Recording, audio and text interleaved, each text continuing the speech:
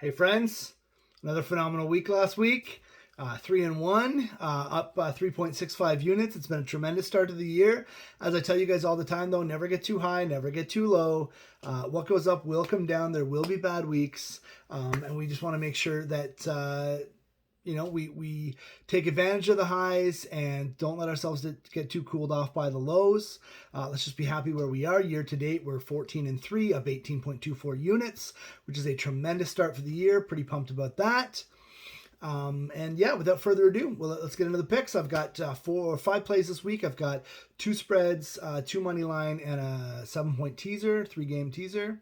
So let's get right into it. My first game is the Falcons -3 playing the Jets in England. I know everyone, is, no Ridley. Russell Gage is out as well, I believe. So everybody thinks that the Jets are going to win their second game in a row. I don't think that's very realistic. The Jets are bad.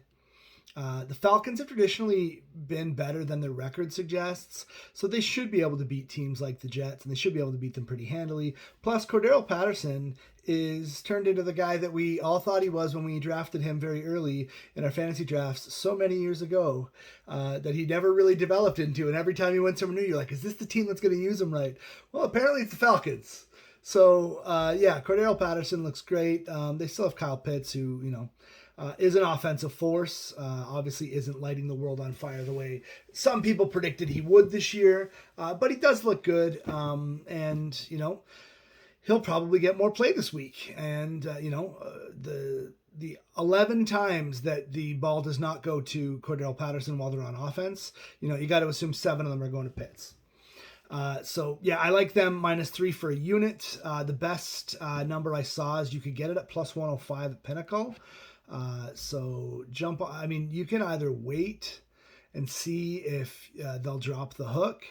It's still -3 right now as of when I'm filming this. If you can get it at -2.5, even better.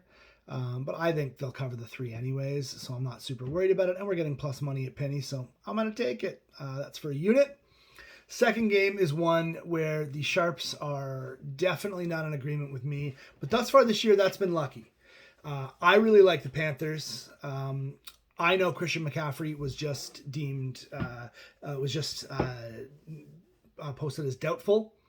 I made this before I even thought McCaffrey had a chance of coming back. I liked the Panthers. I'm glad I waited because they opened, I believe, at -4. I think that was the highest they were. It's down to -3 now. And I like that. The Eagles find ways to lose games, and the Panthers generally find ways to win them. I know they lost to the Cowboys. I believe that the Cowboys are significantly better than the Eagles. I mean, we saw that the Cowboys are significantly better than the Eagles. This is a home game for the Panthers. They're laying the traditional 3 points for a home game. We know that it's more like 1.8 now or something like that. I can't see any way that Philadelphia wins this game. So I am definitely all about the Panthers. I like the -3. I think Sam Darnold, I've said for years I thought Sam Darnold was better than he looked. He got gazed. That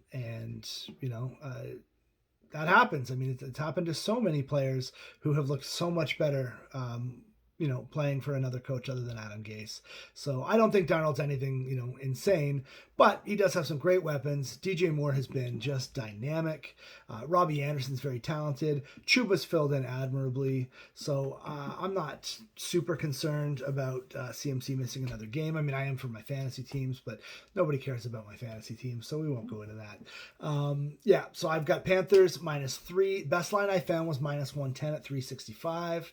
That's also for a unit. The next play I really like is the Browns at the Chargers. I want to take the Browns money line. I believe they are the better team.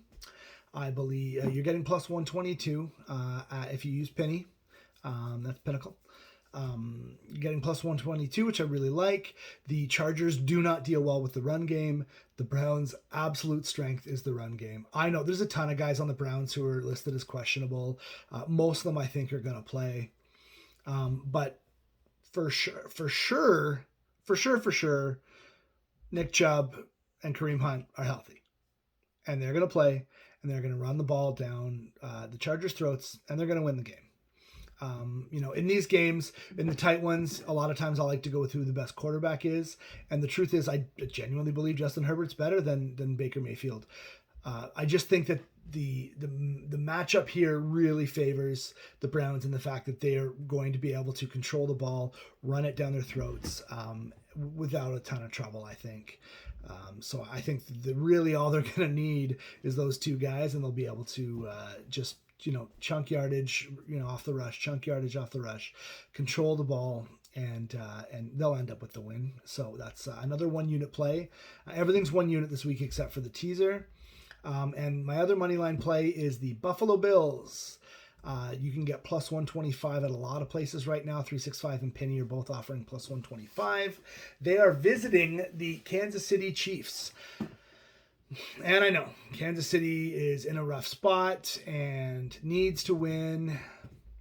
And so this is probably another square play. Although, the public loves Kansas City, so I don't really know who the square play is this week, to be honest with you. And if you don't know what the square play is, you're probably on it. I hate how good I think the Bills are. The Bills had a rough start to the year, which I think, tempered some expectations. And the truth is, Josh Allen still hasn't been last year's Josh Allen. This might be an opportunity for him to do it because the Kansas City defense is not tremendous. I think they're going to be able to really throw the ball around a lot. Their running game isn't great, but, they've been able to do enough over the last couple weeks to do some damage. They're looking better and better. Their defense looks really good. Their pass rush, which was very poor last year, has looked considerably better. And I just don't feel like the Kansas City offensive line is gelled yet. I'm really impressed with that. I think it's going to be really good. I like the moves they made. Creed Humphrey hasn't looked as good as I thought he was going to look right off the hop. But again, he's a rookie, and the Dolphins have Austin Jackson. So who am I talking about not looking good off the hop? Austin Jackson still looks terrible. He's crushing my soul. So I just think it's a good spot for the Bills. I think they can come in. I think they can win the game outright. And I think the price is really good at plus 125. So I'm going to take that and run with it for a unit. I'm going to, hold my nose while I do it because I hate the Bills. But it's certainly not the first time I bet on them this year. And it likely won't be the last. The last thing I'm going to do is a 7-point teaser, which includes those Bills. The line is 2.5, so I've moved it to 9.5 that you're getting. I've got the Browns as well. That line is 2, so I've moved them to 9. And then I have the Ravens playing the Colts. The Ravens are 7-point favorites. I've moved that to an even number, so the Ravens just have to beat the Colts. I don't think there's any chance. I watched the Colts last week, and yeah, they beat Miami by a fair amount, but that was more on Miami than it was on them. Miami was atrocious. Jacoby Brissett is just awful. Now tell me why I bet on Miami this week. So many points. Bills plus 9.5, Browns plus 9, Ravens even. That's a 2-unit, 7-point teaser. I'll run down the rest of the picks. Falcons minus 3. Best number is plus 105 at Penny for a unit. Panthers minus 3 for a unit. Best number is minus 110 at Bet365. The Browns money line. Best number I found is plus 122 at Pinnacle for a unit.